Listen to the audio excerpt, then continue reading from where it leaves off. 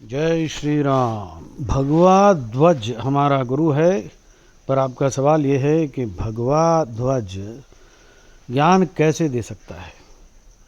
अब इसके लिए सबसे पहले हमें ये समझना पड़ेगा भगवा किस चीज़ का प्रतीक है। भगवा तीन चीज़ों का प्रतीक है। एक, फियरलेसनेस, अग्नि, किससे डरता नहीं है, सबको जला देगा। दूसरा, प्यूरिफाइंग, अग्नि सबको प्यूरिफाई करता है।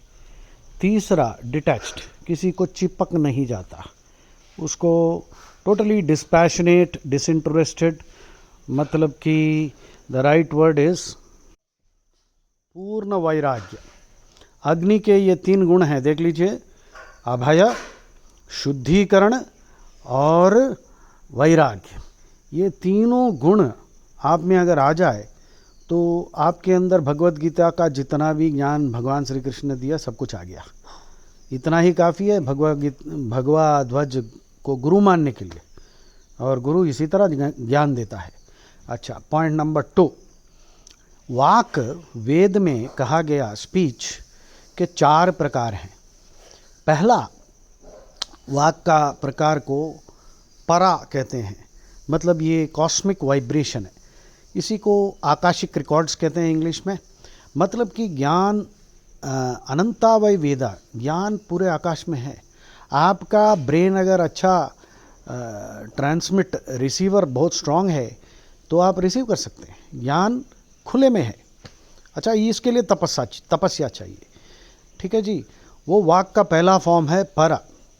दूसरा फॉर्म है वाक का, वाक मतलब स्पीच, उसका दूसरा फॉर्म है पश्यंती, मतलब कि ऋषि लोग देख सकते हैं। इस वाक का फिजिकल फॉर्म को ऋषि लोग देख सकते हैं, इसीलिए उनको मंत्र दृष्टा कहा गया है। सो वो दूसरा फॉर्म है।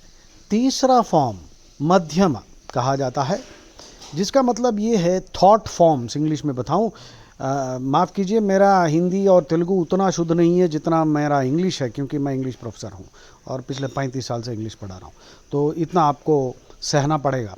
तो थॉट फॉर्म्स मतलब आपके माइंड के अंदर जो आइडियाज़ आ रहे हैं, जो अच्छे सात्विक आइडियाज़ आ रहे हैं, वो आपका इष्ट देवता ही जनरेट करता है, तो उसको कहते हैं मध्यमा। और चौथा और लास्ट फॉर्म है वैखरी, which means actual words that we speak, मतलब हम जो बात कर रहे हैं।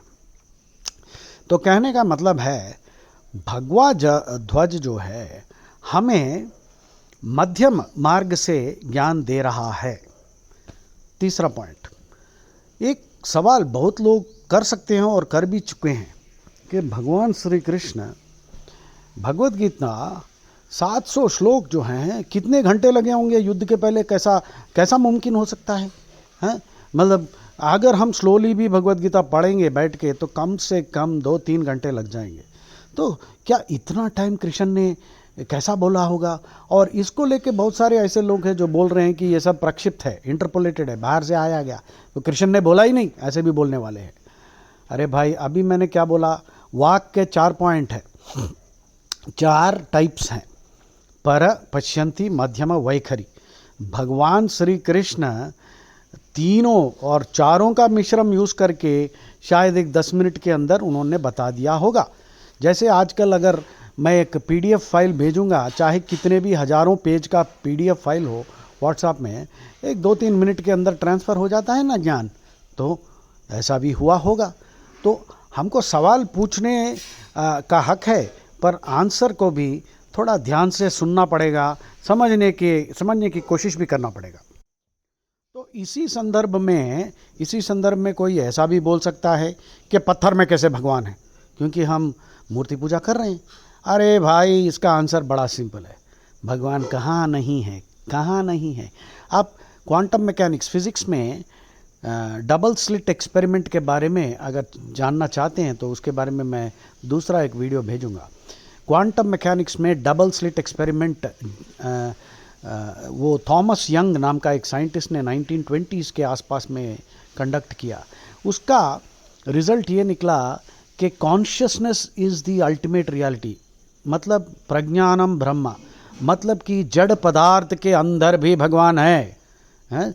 जड़ पदार्थ के अंदर भी कॉन्शियसनेस, चैतन्य है।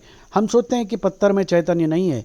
साइंस कह रहा है पत्थर में चैतन्य है। और एक पॉइंट भी आप जोड़ लीजिए, भगवा ध्वज गुरु कैसा है, ज्ञान कैसे देता है। भाई symbolism, Hinduism is a religion which is full of symbolism and the symbolism is so profound that shallow minds can not understand it. Chhatrapati Shivaji ने भी भगवा ध्वज ही यूज़ किए थे ना, तो क्यों? हिंदू सॉलिडारिटी के लिए, हिंदू साम्राज्य के लिए।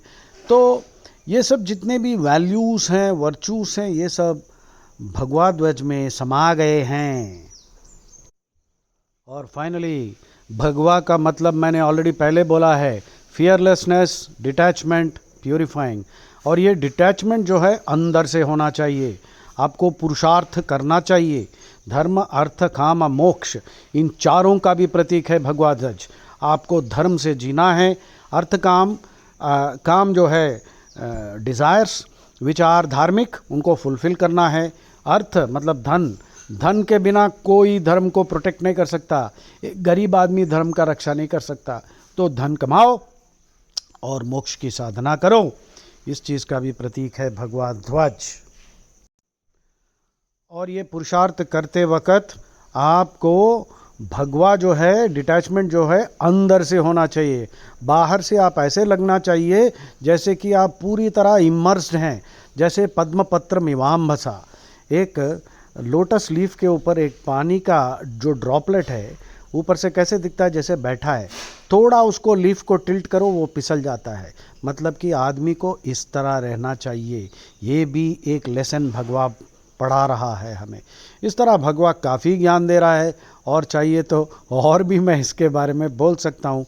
जय श्री राम।